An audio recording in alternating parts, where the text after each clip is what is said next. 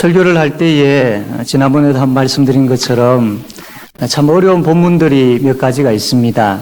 그 중에 하나가 이 족보에 대한 내용들이죠.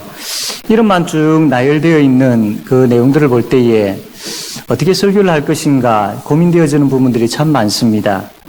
또 한 가지는 오늘과 같은 본문의 내용이 나올 때에 참 난감할 때가 많습니다. 인간적으로 생각할 때에 하나님께서 왜 이러한 내용들을 성경에 넣어 놓으셨을까? 참 부끄러운 내용인데 왜 하나님께서 이러한 내용들을 우리로 하여금 보게 하실까? 이런 생각을 가지게 합니다.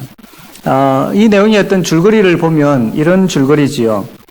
야곱의 아들 중에 유다가 있습니다. 이 유다가 그 형제들과 함께 지내지 아니하고 그 형제들을 이제 떠나서 가나안 사람들과 함께 지내게 되어지고 그 가나안 여인과 결혼을 하게 되어지죠.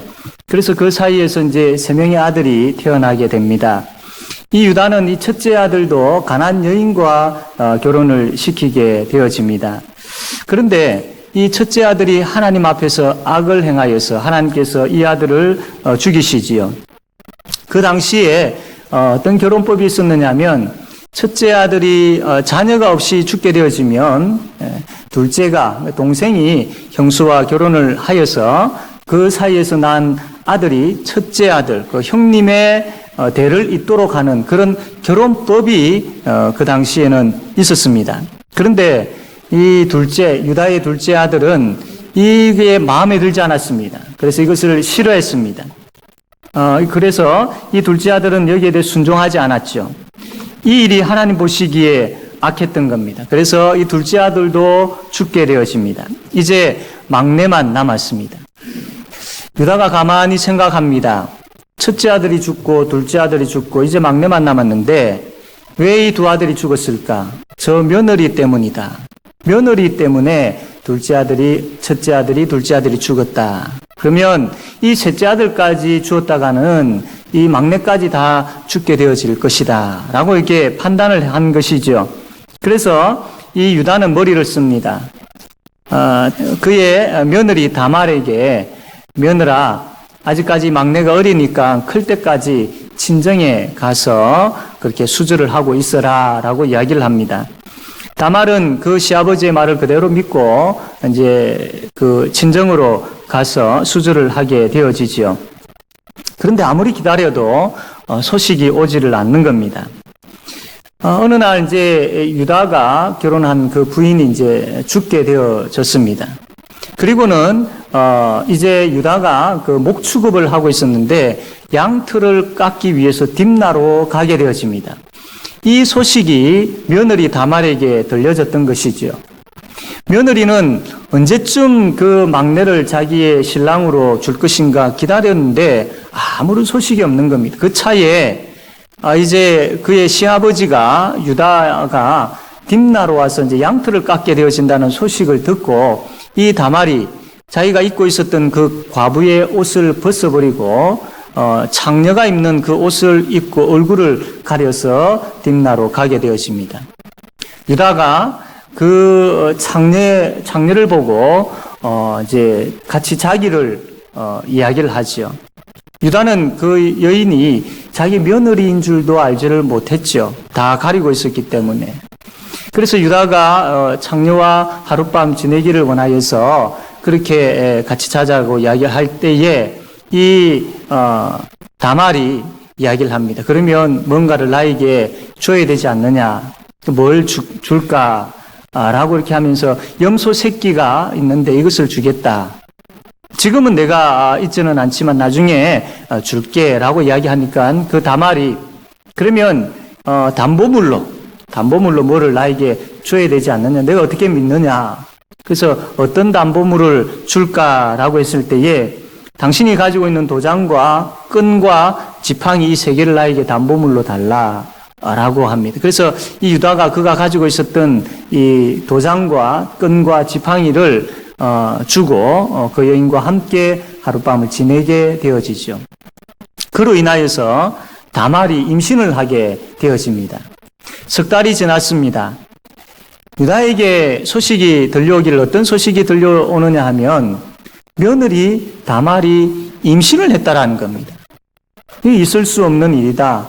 어떻게 이 수주를 하고 있어야 될 여인이 어떻게 이렇게 간음에 죄를 지을 수 있느냐.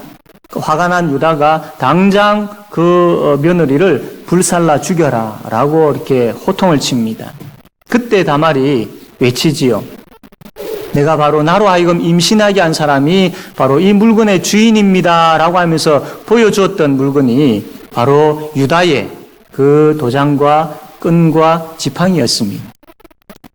그 이야기를 들었던, 그것을 보았던 유다가 아주 큰 충격에 빠지게 되어지죠. 그렇구나.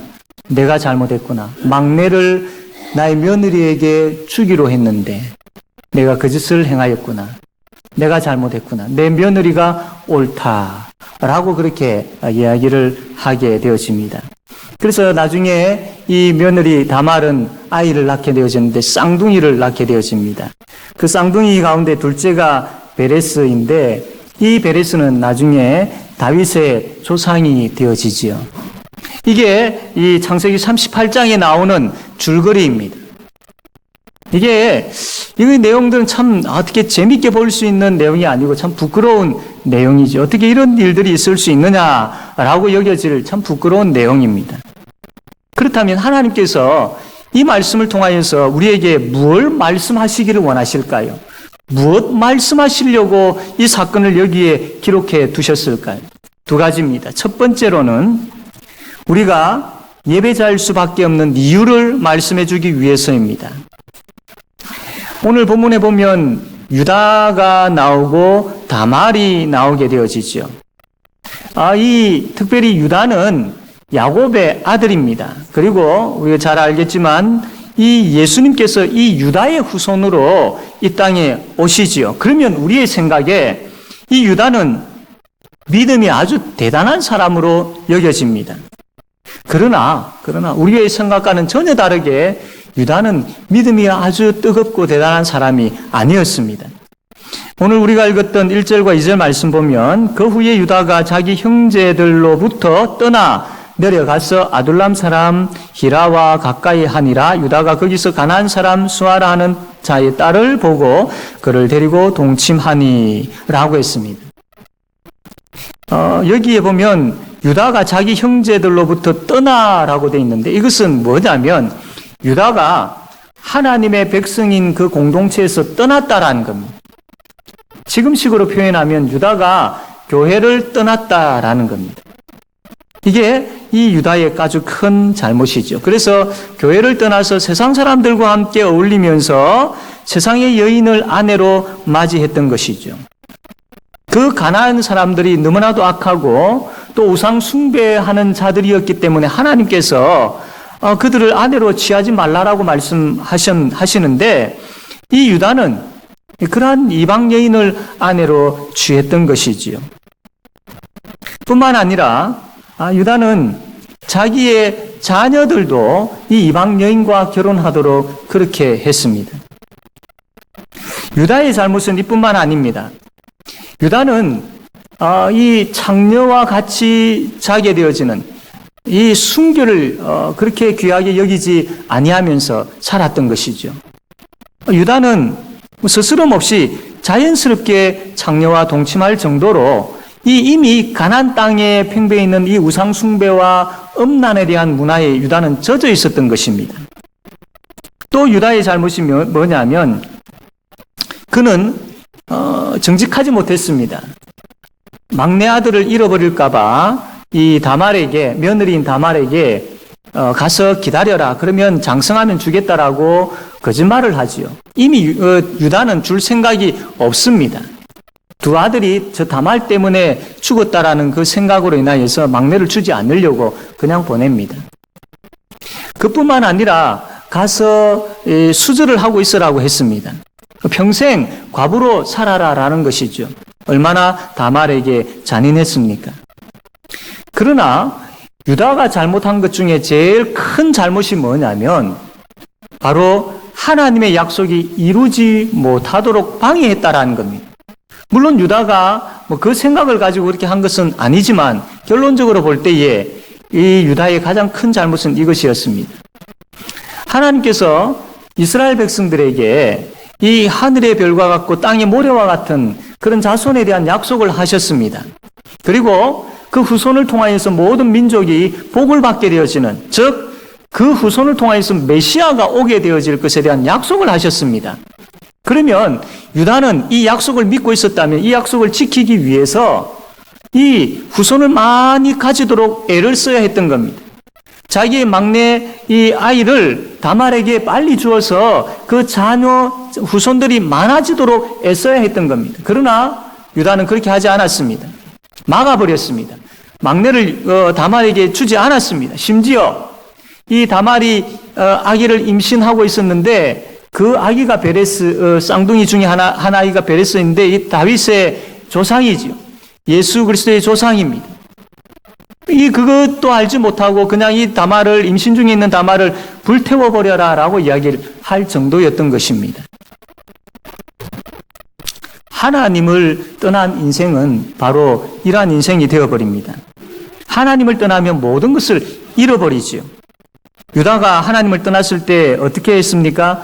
두 아들을 잃어버립니다. 아내도 잃어버리게 됩니다. 그의 정직한 마음도 잃어버리게 되어지고 순결한 삶도 잃어버리게 되고 또 하나님 나라를 생각하는 마음도 잃어버렸습니다. 그런데 이해가 되어지지 않는 것은 하나님을 떠나 세상에 물들어 온갖 죄 가운데 있는 유다, 모든 것을 잃어버리고 그가 살아도 산 것 같지 않는 유다에게 하나님께서 자손을 주셨다라는 겁니다. 하나님이 약속이 있음에도 불구하고 그 약속을 이루기는 그냥 오히려 방해하는 삶을 살았던 그 유다에게 하나님께서는 약속을 지키셨다라는 겁니다. 유다는 그 약속을 멀리했지만 하나님은 그 약속을 끝까지 지키신 것이죠. 그래서 결국은 그 유다의 후손을 통해서 예수님께서 오게 되어지고 이 유다는 예수님의 족보에 이름이 오르게 되어집니다. 결국 유다는 예수님의 구원의 반열에 속하게 되어집니다. 아니 어떻게 이럴 수가 있느냐라는, 죄인 중에 괴수와 같은 유다인데 어떻게 이럴 수 있느냐, 어떻게 예수님께서 그를 받아줄 수 있느냐라는 것이죠. 누가복음 5장 32절 말씀 보니까 이렇게 기록되어 있는데 우리 한번 다 같이 한번 읽읍시다. 누가복음 5장 32절입니다. 읽읍시다. 시작.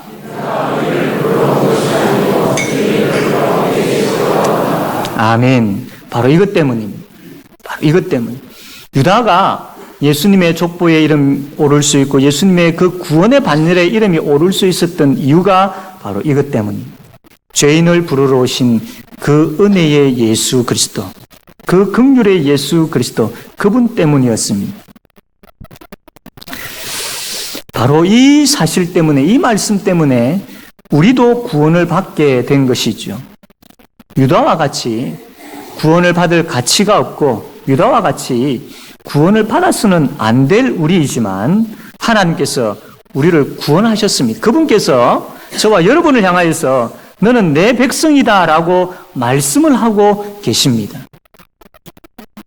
그럼에도 불구하고 문제가 뭐냐면 이 사실이, 이 은혜가 우리에게 깊이 느껴지지 않는다라는 겁니다. 그럼에도 불구하고 너는 내 백성이야 라고, 구원받을 가치가 없고 구원받아서는 안 될 우리임에도 불구하고 하나님께서 우리를 구원하셨다라는 그 사실과 너는 내 백성이야 라고 늘 말씀하고 계시는 그 말씀으로 인하여서 우리의 마음에 감격이 벅차 올라야 함에도 불구하고 그것이 없다라는 겁니다. 이 은혜가 너무나도 좋은 은혜이고 이 사실로 인하여서 너무나도 우리가 큰 힘을 얻게 되어지는데 우리의 마음이 여기에 너무나도 식어 있다라는 겁니다. 늘 하나님께서 말씀을 통하여서 내가 너를 구원했다라고 말씀하시고 성경 말씀을 통하여서 매번 들려주시는 말씀이 너는 내 것이 나의 사랑하는 자녀야 라고 그렇게 말씀을 하고 계시는데 거기에 우리가 너무나도 무감각하다라는 것입니다. 우리의 기도가 이제 바뀌어야 됩니다. 하나님, 날 구원하여 주시고 나를 백성 삼아 주시고 나를 자녀 삼아 주신 그 구원의 말씀을 들려주시고 또 들려주십시오. 그 말씀이 있어야 내가 힘을 얻게 되어지고 날마다 들려주시는 그 말씀이 있어야 내가 은혜를 받고 그 은혜 가운데 살 수 있습니다. 주님 들려주시고 또 들려주십시오. 내 귀가 열리고 내 마음이 열려서 그 구원의 말씀이 달고 오묘한 말씀으로 그 구원의 말씀이 나의 기쁨으로 나의 행복으로 나의 복으로 계속해서 들려지고 또 들려지기를 원합니다 라고 그렇게 부르짖는 그런 저와 여러분 되어지기를 바랍니다. 여러분, 그것이 있을 때에, 그 마음이 있을 때에 우리가 하나님 앞에 진짜 예배 드릴 수 있는 것이죠. 그 마음이 있을 때에 우리가 이 시간 하나님 앞에 엎드리는 그 엎드림이 진실된 엎드림이 될 수 있다라는 겁니다. 예배는 있지만 진실된 찬양과 진실된 감사가 있는가? 라는 질문 앞에서 우리는 다시 한번 이 말씀에 비추어서 생각해 보아야 할 것입니다. 유다와 같은 나의 모습이 있지요. 유다와 같은 나의 모습. 그럼에도 불구하고 그러한 나에게 하나님의 은혜가 부어졌다라는 것. 이것이 깊이 깨달아짐으로 말미암아 이러한 처음 사랑이 회복되어짐으로 말미암아 예수의 십자가와 부활이 그냥 스쳐 지나가 버리는 것이 아니라 그 예수의 십자가와 부활이 내 속에서, 내 마음 속에서, 내 생각 속에서, 내 삶 속에서 계속해서 차고 넘치는, 흘러 넘치는 그런 은혜가 있을 때에 우리가 하나님 앞에 드리는 이 예배가 사모되어지는 예배, 기다려지는 예배, 기쁨으로 드려지는 예배, 힘을 얻게 되어지는 예배, 정말로 하나님께 영광 돌린다라는 것을 경험하게 되어지는 예배, 예배 가운데 임재해 계시는 하나님을 만나는 예배, 이런 예배가 될 줄로 믿습니다. 그래서 그냥 교회 다니는 사람이 아니라 예수님이 너무나도 좋아서 그분의 구원이 너무나도 감사해서 이 예배의 자리에 나와서 진심으로 예배하는 그런 저와 여러분 되어지기를 바랍니다. 두 번째로 이 사건을 통해서 우리가 알 수 있는 것은 뭐냐면 우리가 무엇을 생각하며 살아야 될지를 가르쳐주고 있다라는 겁니다. 본문을 이렇게 묵상을 하면서 늘 저 마음속에 고민거리가 있었습니다. 풀리지 않은 숙제가 있었습니다. 며느리 다말이 왜 이러한 행동을, 이 부끄러운 행동을 왜 했을까? 왜 그랬을까? 라는 궁금증이 계속해서 내 머릿속에서 떠나지를 않았던 겁니다. 말씀을 보는 가운데 다말이 이렇게 한 이유를 자기가 이렇게 이야기합니다. 14절 하반절에 보게 되어지니까 이렇게 기록되어 있습니다. 이는 셀라가, 이 셀라는 유다의 이제 막내입니다. 이는 셀라가 장성함을 보았어도 자기를 그의 아내로 주지 않음으로 말미암음이라. 즉 다시 이야기하면 시아버지 유다가 그의 막내 아들 그 셀라가 이제 커서 결혼을 해도 되는 나이가 되었음에도 불구하고 약속대로 자기의 신랑으로 주지 않았다라는 겁니다. 그래서 이 다말이 이런 일을 저질렀다라는 겁니다. 여러분 좀 심하지 않습니까? 막내 아들을 남편으로 주지 않았다고 해가지고 어떻게 이런 일을 저지를 수 있느냐라는 말입니다. 그런데 우리가 정말로 이 말씀을 잘 생각해 보아야 합니다. 앞뒤 이 문맥을 가지고 우리가 잘 살펴보아야 합니다. 이 다말은 이방인이었지만 유다의 아들과 결혼을 해서 하나님의 언약의 백성이 되었습니다. 하나님의 언약의 백성이 되었습니다. 즉 지금식으로 표현하면 이 교회의 성도가 되었다라는 겁니다. 그녀는 이 하나님의 백성의 이 가문에 하나님께서 참 귀한 약속을 하셨구나. 이것을 들었습니다. 그의 시아버지를 통하여서 남편들을 통하여서 이 내용을 들었던 겁니다. 물론 구체적으로 배우고 알고 이런 것에 대해서는 기록되어 있지는 않지만 같이 생활하는 가운데 이 가문이 어떤 가문인지, 하나님의 백성이 어떤 백성인지, 하나님께서 하나님의 백성들에게 어떤 약속을 하셨는지 이 다말이 듣게 되어진 것이죠. 그리고 그것을 믿었습니다. 하나님은 이 가문을 통하여서 하늘의 별과 같은 후손을 주실 거야. 그 후손 가운데에 그 후손으로 인하여서 모든 민족이 복을 받게 되어질 거야. 그 후손을 가운데에 메시아가 오게 되어질 거야. 라는 이 하나님의 약속을 다말은 믿었습니다. 붙들었습니다.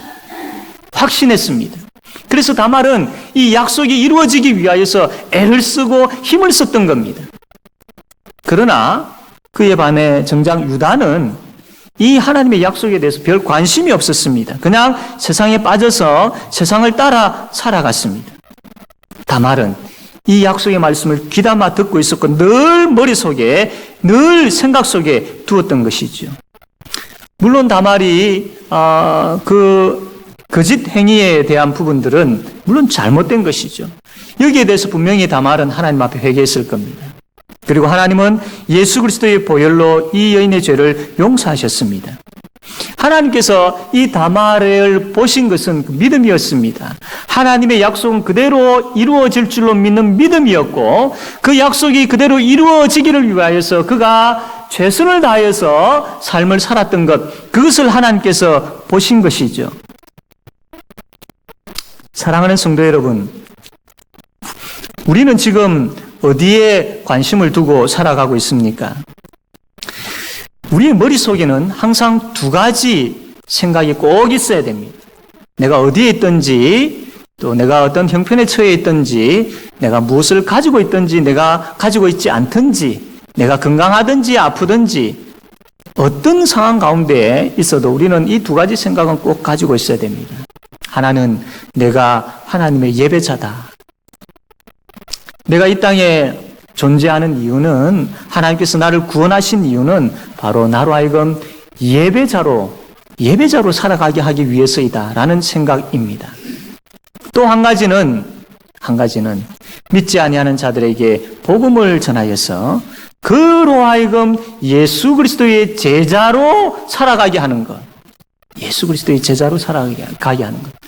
이 두 가지는 우리 머릿속에 떠나서는 결코 되지 않습니다. 죽을 때까지 우리의 머릿속에 각인되어 있어야 할 것입니다. 내가 하나님의 예배자라는 사실과 또 한 가지 복음을 전하여서 그로 하여금 예수의 제자로 세우는 것. 평생 떠나지 않아야 될 것이고 평생 우리의 소원이 되어야 합니다. 그러나 문제는 우리의 이 각인되어지고 생각해야 하며 품어야 할 이러한 생각들보다도 오히려 무엇을 먹을까, 무엇을 입을까, 무엇을 마실까 여기에 집중되어 있더라는 것입니다.